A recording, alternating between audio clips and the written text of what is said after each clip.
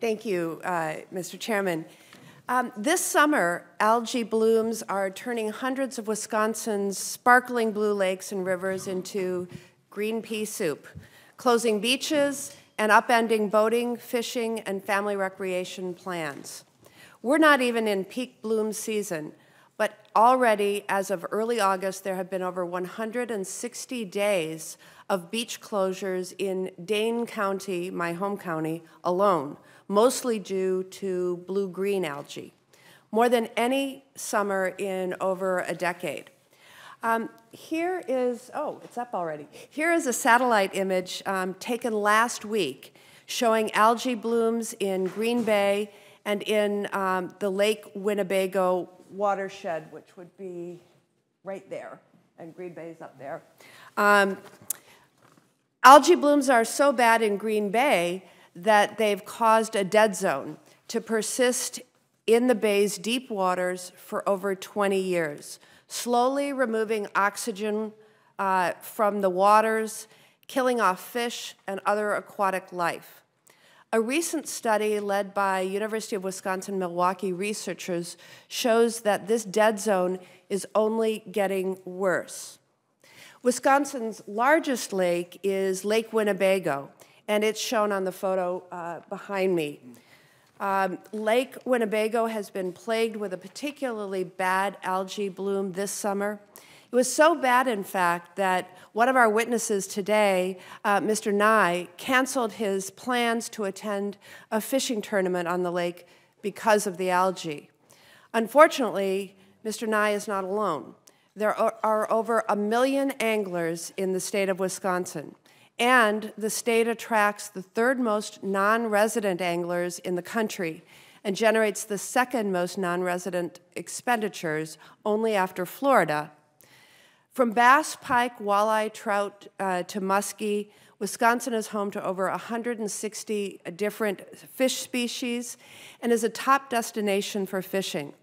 But algae blooms threaten our freshwater sport fishing paradise by not only making the fish sick, but by posing risk to anglers also. Fishing is just one activity that algae blooms impact. The blooms spoil so much of what defines a great Wisconsin summer. Boating, swimming, and beach-going activities, these are activities that define summertime in Wisconsin. But these activities become dangerous to human health during algae bloom events. With over 15,000 lakes and rivers, we have a lot to lose from harmful algal blooms in Wisconsin. Many thousands of residents live on or near waterfronts. Many businesses rely on healthy waterfronts for their revenue. A case in point, next we have a photo of Lake Munneman, which is in Menominee, Wisconsin. This lake is clogged with algae throughout the warmer months at a substantial cost to the community.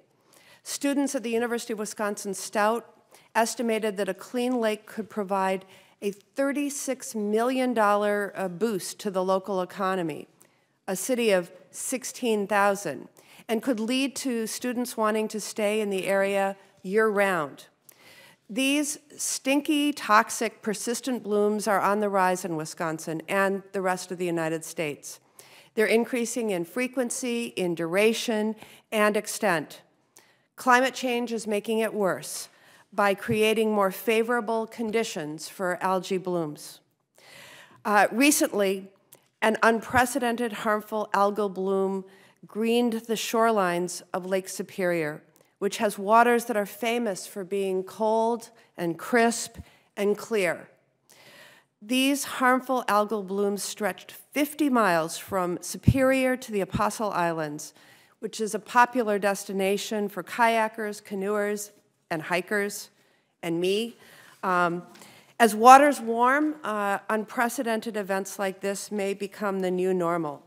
Scientists are trying to figure out exactly what is driving this new pattern in blooms, and they've linked it to periods of heavy rainfall, which increases nutrient-rich runoff. Climate change will only make things worse. The National Harmful Algae Bloom and Hypoxia Program expires in just over 1 month. on September 30th. I want to voice my support for the Harmful Algae Bloom and Hypoxia Research and Control Act, which would reauthorize this crucial program. I worked with my colleagues to include amendments to this bill to ensure that we're not only studying these harmful events, but we're arming local communities with the tools to address their water quality challenges. The Senate has taken action and passed this bill, and now we need to get it across the finish line. We need to acknowledge and act on the urgency of our national harmful algae bloom crisis.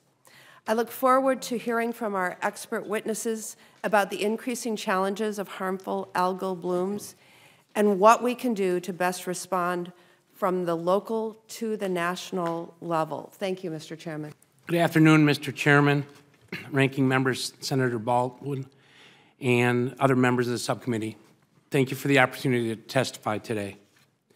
As a lifelong resident of Wisconsin and now a part-time resident of Southwest Florida, I've been exposed to algae blooms my entire life. For nearly 50 years, I've made my living in the outdoor industry and was recently inducted into the National Freshwater Fishing Hall of Fame. I'm executive director of a group of anglers called the National Professional Anglers Association and president and founder of the Future Angler Foundation. Why have I followed this path? Because I have passion for the outdoors. Angling and the outdoors dominate my life and the life of many others in the state of Wisconsin. I believe that of the 49 million anglers in this country, passion and concerns surrounding the future of our sport run rampant. I'm here today to share my concerns. First-hand knowledge. Yesterday, as I was putting together this oral statement, we had a heavy rainfall, 4.5 inches in an hour. I knew as I sat there that that rain was going to end up in the Bay of Green Bay and in Lake Michigan and have a detrimental effect on the HABs in the future. Growing up in Madison, there's a chain of lakes there.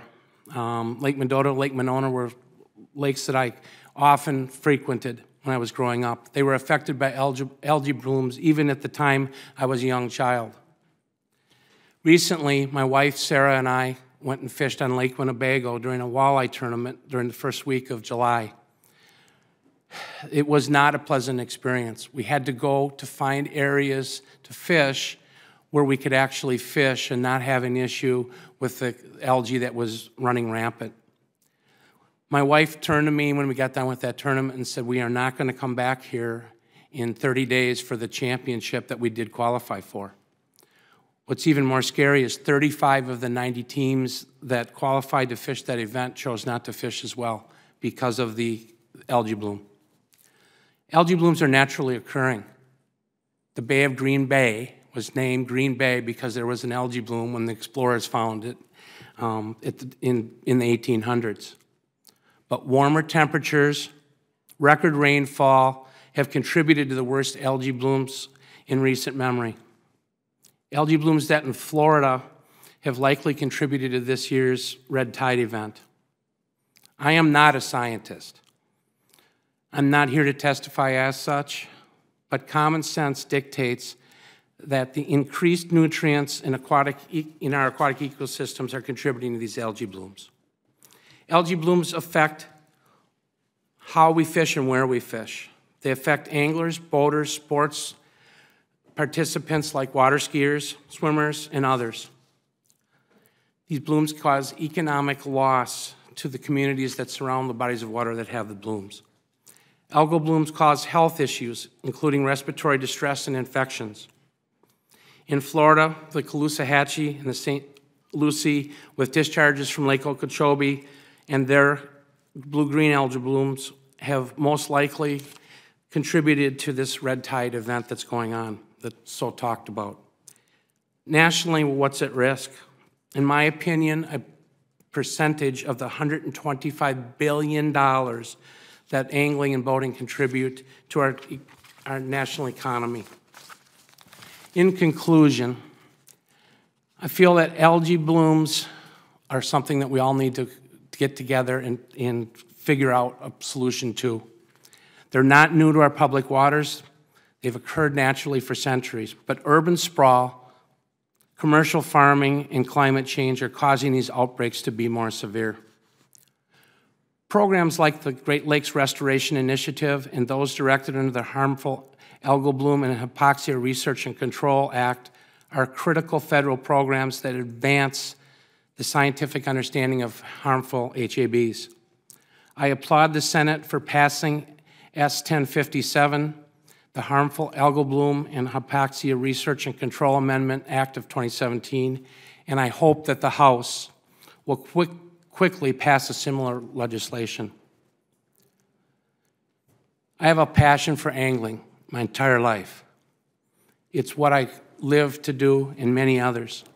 Our outdoor culture in this country increases our quality of life and makes our country unique.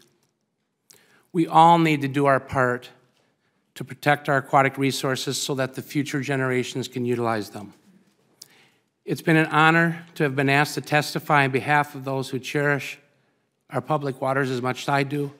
Thank you for the opportunity to testify.